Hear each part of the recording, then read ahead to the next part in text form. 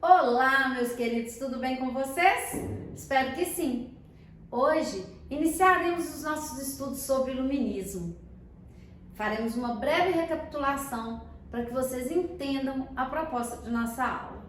O movimento iluminista ocorre no século XVIII. Como vimos, temos aí no período histórico que antecede o movimento iluminista, que é o período que vai do século XV até o século XVIII, a chamada Idade Moderna ou período de transição feudalismo-capitalismo.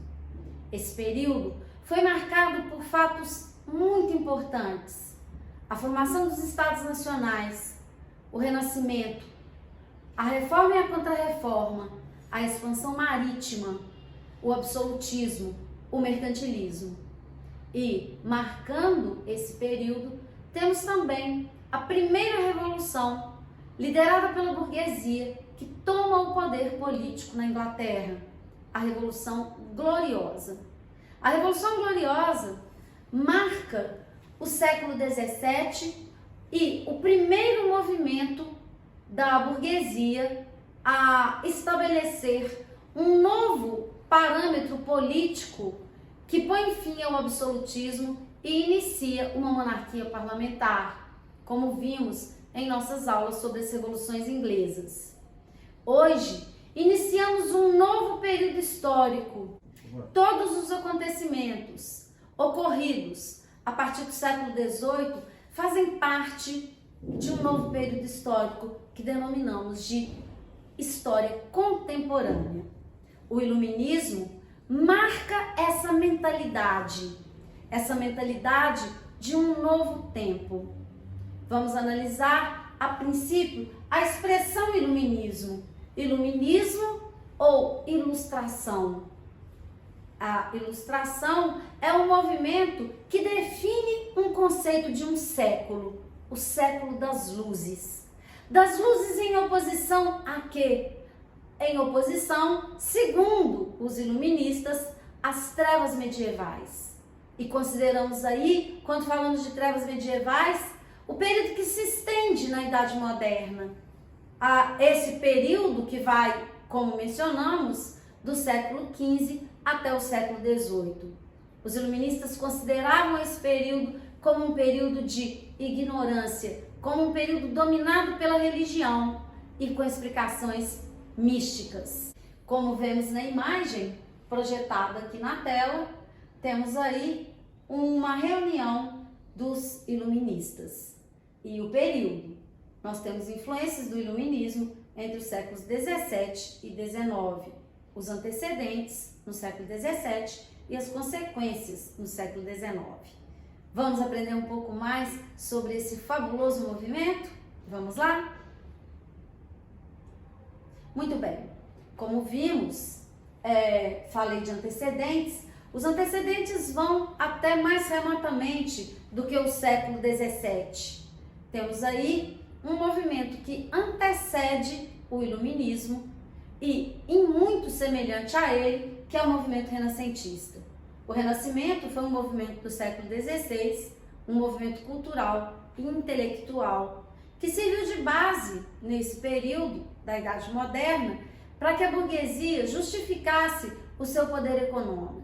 Temos aí importantes artistas que todos nós, pelo menos, já ouvimos falar, como Leonardo da Vinci, Michelangelo, Rafael, e um movimento que transformou a mentalidade no período moderno, porém, um movimento que ficou restrito à elite. O iluminismo, nos séculos 17 e 18, ele justificaria o poder político da burguesia.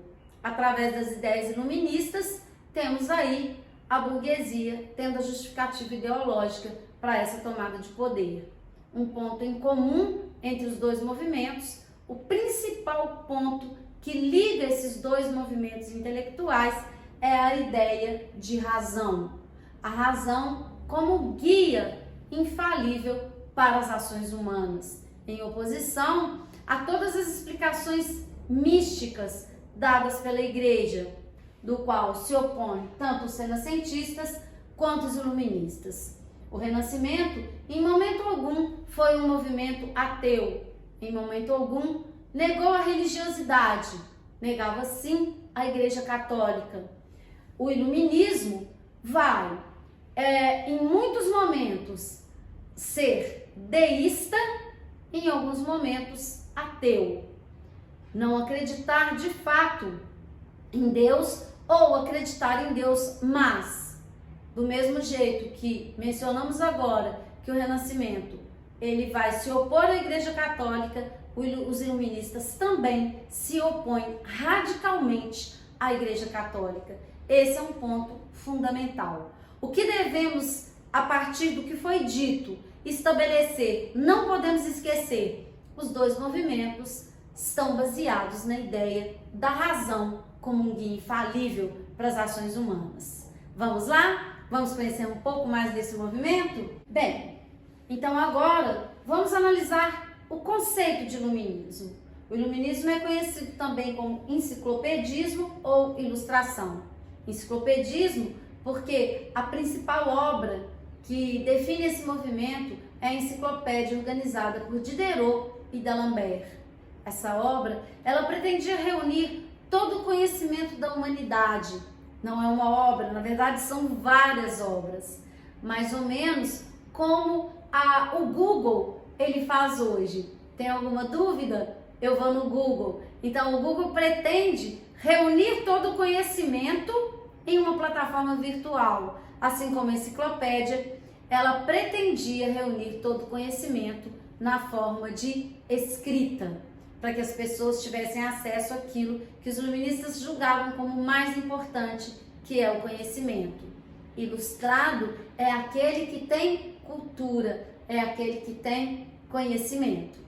Esse movimento, já que ocorre no século XVIII, o século XVIII passa a ser caracterizado como século das luzes, ou seja, da iluminação em oposição à escuridão que os iluministas identificam nos períodos anteriores. Bem, então, o conceito movimento intelectual e filosófico que dominou o mundo das ideias na Europa durante os séculos 17, 18 e 19, que defendia o uso da razão e pregava a maior liberdade econômica e política. Essa liberdade econômica e política são princípios fundamentais do movimento renascentista, do movimento iluminista. Muito bem, continuando esse raciocínio, vamos lá, vamos para a próxima explicação. Vejam bem, eu tenho aqui características que são características, os principais pontos que os iluministas eles criticavam e o que eles defendiam. Eles criticam o absolutismo, ou seja, a preponderância do poder concentrado nas mãos dos reis. Os privilégios da nobreza feudal, que privilégios são esses? O privilégio de nascimento. Nós analisamos aqui uma sociedade, que é aquela que existiu no período anterior, que é uma sociedade que é classificada como sociedade estamental. O que significa uma sociedade estamental? Ou de estamentos? Uma sociedade baseada no privilégio de nascimento. Se nasce nobre, morro nobre. Se nasce servo, morro servo. A possibilidade de ascensão social é muito pequena. Ela só existe, no caso da burguesia, grupo social que vai surgir no século XI e vai crescendo cada vez mais economicamente, embora não fosse um grupo homogêneo. Temos aí uma divisão entre alta, média e pequena burguesia, e a possibilidade de ascensão ocorre justamente entre esse grupo social. Alguém da alta burguesia pode ascender à condição de nobre.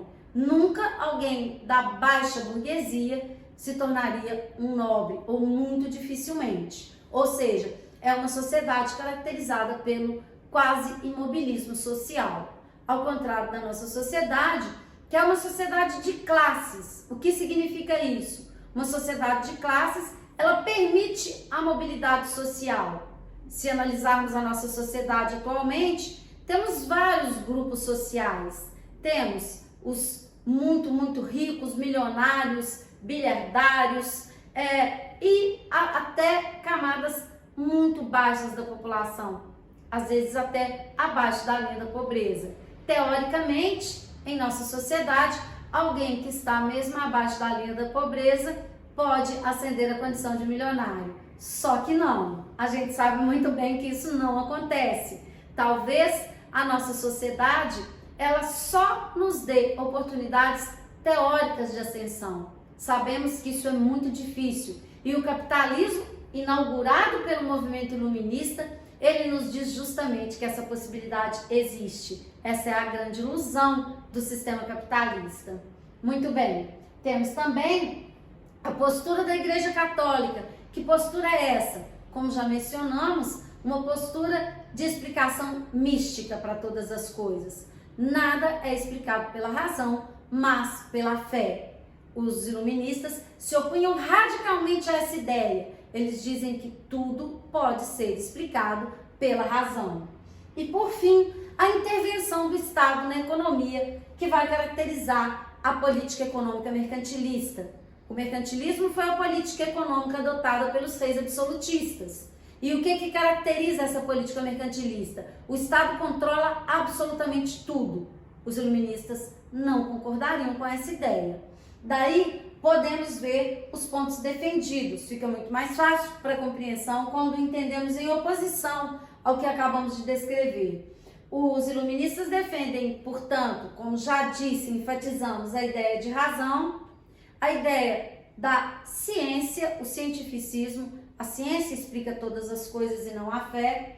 Um culto à liberdade em todos os sentidos, não só no sentido econômico, mas também no sentido existencial. O homem deve ser livre e essa é uma condição natural do homem. O individualismo, ou seja, o meu valor, ele existe enquanto homem livre. A liberdade econômica em oposição ao mercantilismo, como já dissemos, não é? O Estado não deve intervir nas questões econômicas. O ceticismo, que é a dúvida. Eu tenho o direito de duvidar. Eu não tenho que ter uma fé cega que me guie em minhas ações. O progresso, então, é a ideia de que a humanidade caminha para um lugar mais avançado, um lugar de progresso, de realização. A igualdade jurídica, ou seja, todos são iguais perante a lei, que quebra a ideia do privilégio de nascimento. Independente se sou rico ou pobre, a lei deve servir para todas as pessoas. Sabemos também que na prática não alcançamos ainda essa tão sonhada igualdade jurídica. Ela existe muitas vezes muito mais na teoria do que na prática. E, por fim, a tolerância religiosa. A possibilidade de professar qualquer religião sem ser punido por isso. Até mesmo de não ter religião nenhuma e não acreditar em Deus. Essa é a grande promessa iluminista de um mundo mais justo, mais fraterno e mais igual. Alcançamos esses objetivos? Será que hoje, em pleno século XXI, podemos dizer que de fato cumprimos o lema iluminista? Essa é a grande questão. Continuamos a nossa discussão na próxima aula. Um grande beijo para vocês.